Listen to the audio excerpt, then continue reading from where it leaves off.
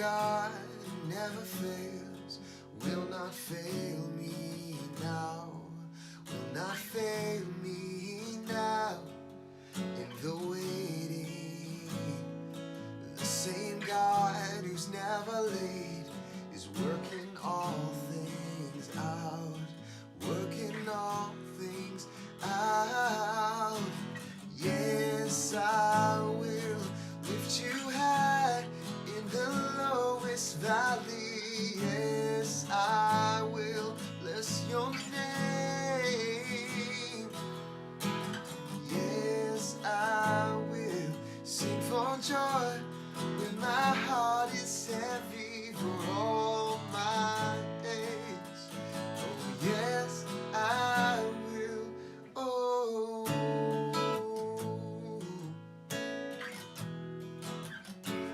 I count on one thing: the same God who never fails will not fail me now, will not fail me now in the waiting. The same God who's never late, he's working all things out, yeah, working all things out, yeah. Oh, yes, I will lift you high in the lowest valley. Yes, I will bless your name. Oh, yes, I will sing for joy when my heart is heavy all my days. Yes, I will, and I choose to praise, to glorify, glorify the name of our names. And nothing can stand against, I choose to praise, to glorify, glorify the name of our names, that nothing can stand against. Yes, I will lift you high in the lowest valley. Yes, I will bless your name. Yes, I will sing for joy when my heart is heavy all my days. Yes, I will for all my days. Yes, I will for all my days. Yes, I will.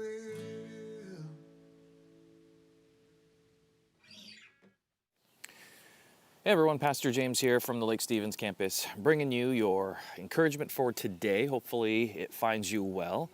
Today I want to talk about preparation and what that looks like, what that means, and in the context of what we're doing in the one-year YouVersion Bible app. Today David is preparing. He is preparing for his death. He is preparing for the arrival of Solomon's reign. He is giving his blessing. He is preparing to meet God face to face. I mean, there's all of these things that he's preparing to do. And there's a lot of richness and depth in this. And there's something that I want to pull on it that I think connects to what God was preparing with Jesus. And so let's kind of jump straight into it. We're in First Chronicles chapter 28, and it starts in verse 9. There's a lot of other stuff that he says, and he talks about all the stuff that he's been gathering, and up to this point I've been gathering this and money and resources, and I'm just setting you up, Solomon. So here's verse 9, talking directly to his son, and Solomon, my son, learn to know the God of your ancestors intimately. I love that piece of advice. Know him intimately. Not because it's something you grew up with, not because it's something that is passed to you from generation to generation, but intimately implies here to know him personally for yourself. And this is something that I always encourage other believers, whether they're new believers or they're older believers that just kind of have felt like, well, why am I doing this? My encouragement to them is, what do you believe and why do you believe it? And I believe David here is challenging Solomon to do the same. And then he says to worship and serve him with your whole heart and with a willing mind. For the Lord sees every heart and knows every plan and thought. If you seek him, you will find him. But if you forsake him, if you ignore him, he will reject you forever. So take this seriously. David knows. He knows what these words and the depth of these words, right? When he was following God and when he was doing what what the Lord was asking him to do, and he followed it with his heart, mind, and soul, man, God did some incredible things through him, didn't he?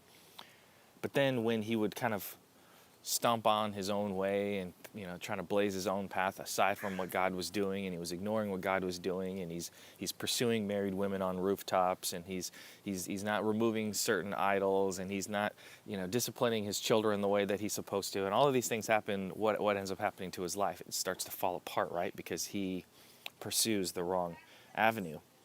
So he's given some good advice here. Take this seriously, son. I know what I'm talking about. The Lord has chosen you to build a temple as his sanctuary. Be strong and do the work. Then David gave Solomon the plans for the temple, its surroundings, including the entry room, the storerooms, the upstairs rooms, the inner rooms, the inner sanctuary, which was the place of atonement, which if you've been following with our sermon series, we are preaching about the Day of Atonement tomorrow. So you're going to want to tune into that, what that is. David also gave Solomon all the plans he had in mind for the courtyards of the Lord's temple, the outside rooms, the treasuries, the rooms for the gifts dedicated to the Lord. So he is basically underlining all the stuff that he has given him, that he's doing for him. He is preparing for him, his future. And again, that word prepare is what's kind of in our mind right now. Later today, I'm actually officiating a wedding. I've been preparing for it since I spoke with the future bride and groom, and I've been preparing what I'm going to say. I've been preparing what I think God is trying to say through me. These two are preparing to join two separate lives into one and become a new family unit. There's a lot of preparation. There's, of course, the day of, there's going to be, hair and makeup, and there's, groomsmen getting ready, and you're getting the venue ready, and even though it's going to be a small, intimate wedding, and there's all of the stuff that you're preparing, the food you're preparing, and so days like wedding days can be amazing. It can be memorable. It can be so magical. Because when you look back on it, you're realizing that this is the preparation. This is the singular moment when the two of you are going to say, we are here together forever. This is me and her. This is him and I. We are one family unit. And this preparation can be overwhelming at times. Or if you just stop and enjoy it, it can be something that brings richness to the day. I think of that word again, and I think about how David prepared for Solomon. And Solomon didn't quite do the same for his kids, but his kids kind of went crazy. And so I think there's some other issues that Solomon had, but he did some preparation, but not like David did. But there's some preparation involved on David's part, and there's some preparation involved on what God's going to do. And let's go to our New Testament readings for today, and we're still in Romans. This is still Paul writing to the church of Romans, chapter 5. I'm going to start with verse 8, and it says, "But God showed his great love for us by sending Christ to die for us while we were still sinners." That's verse 8. Now I want to skip all the way down to verse 15, because he talks about Adam, and he talks about Jesus, and he talks about how Adam and Jesus are connected. In verse 15 it says, "But there's a great difference between Adam's sin and God's gracious gift. For the sin of this one man, Adam, brought death to many. But even greater is God's wonderful grace and his gift of forgiveness to many through the other man, Jesus. And the result of God's gracious gift is very different from the result of that one man's sin," talking about Adam's. "For Adam's sin led to condemnation," which means you're condemned, you're for forever. "But God's free gift leads to our being made right with God, even though we're guilty of many sins." So even though we deserve guilt, or we deserve condemnation, which is forever being condemned, forever separated from God, because of Jesus, we don't have to face that fate. And the reason I want us to still think about the word preparation was because from the moment Adam and Eve messed up in the Garden of Eden, God was preparing Jesus. He was preparing Jesus for us. And I read like David preparing for Solomon, and I've got to imagine in my head that after Adam blew it, God looked at Jesus and he said, "Jesus, I'm going to send you down to earth. I'm going to have you do this wonderful, amazing, horrible, painful thing for these people. These people that are rejecting me, these people that are continually doing the wrong things in their lives, these people, even before they turn to me, I'm going to send you, Jesus, to them. So get ready. And I imagine those kinds of conversations, and I don't know how Jesus willingly, and he approached it and was like, absolutely, God. But I think about these moments, and I wonder, what are we preparing for? What are you preparing for? What am I preparing for? Are we preparing to reach people the way that God is asking us to reach people? Are we preparing to make our lives empty of ourselves and full of Him? Are we preparing our kids to know God intimately for themselves? Are we encouraging them to do this?